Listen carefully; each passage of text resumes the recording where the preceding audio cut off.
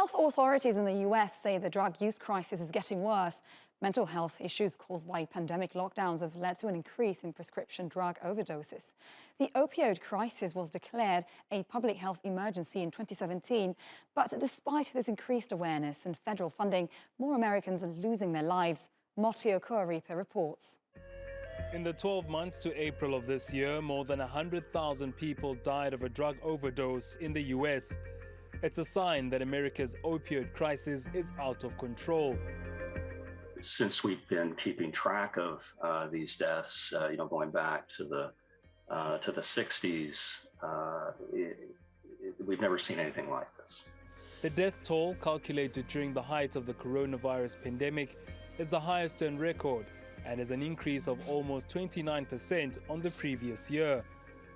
Studies have shown that lockdowns and quarantines exacerbated mental health issues for many, and clinicians say that's likely a contributing factor in the increase in overdoses.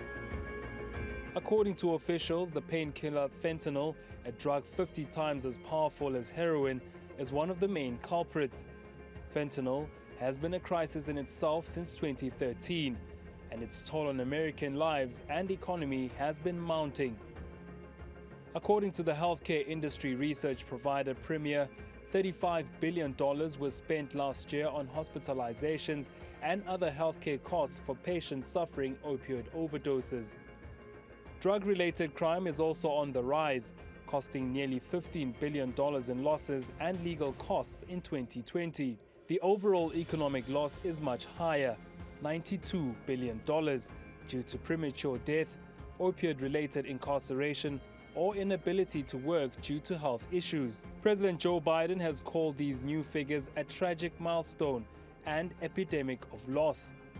His landmark American Rescue Plan, which was passed to combat the economic effects of COVID, has pumped millions of dollars into expanding access to mental health care. But while fentanyl is still available both over and under the counter and on the streets, it's bound to keep destroying and taking lives. Motio Koaripe, TRT World. For more on this, Robert Cantor, who is an international recovery advocate, joins us now from New York. Thank you for being with us today. Robert, Biden said that through the American Rescue Plan, we've delivered nearly $4 billion to strengthen and expand services for substance use disorder and mental health. How much out of these $4 billion, though, will be actually spent on fighting opioid abuse and overdose? First of all, thank you. It's an honor and privilege to be here. And this is a public health emergency. Those were very, very grim numbers, and those numbers are actually underreported. It's really, really difficult to say. That money takes time from Congress to be authorized to trickle down for the strategy that just came out by the government for recovery, for harm reduction, for support, for evidence-based treatment.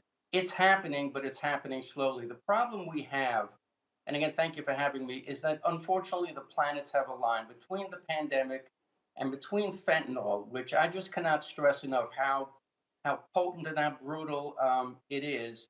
It really just has exacerbated an already public health emergency, and it's really gotten out of control. We're hoping that as media coverage is increased, we're hoping as these dollars are given to all of these research and harm reduction and evidence-based treatment, that these numbers will go down, and obviously when the pandemic quiets down, that they will. But as we speak right now, those are record numbers. They're very grim, and a lot of people are dying. Right, and just a question on data collection, and then we'll get back to that. There seems to be a problem when it comes to data collection, which is paramount when fighting addictions. Different jurisdictions in the US have different ways of documenting overdoses. I mean, what should states do to get standardized but also up-to-date data? Well, the data comes from, the statistics come from systems that the government uses that are not completely accurate, because the information is coming from death certificate. And sometimes you have what's called death pending investigation, where they're not all reported. And that's why I said to you, the numbers are actually higher.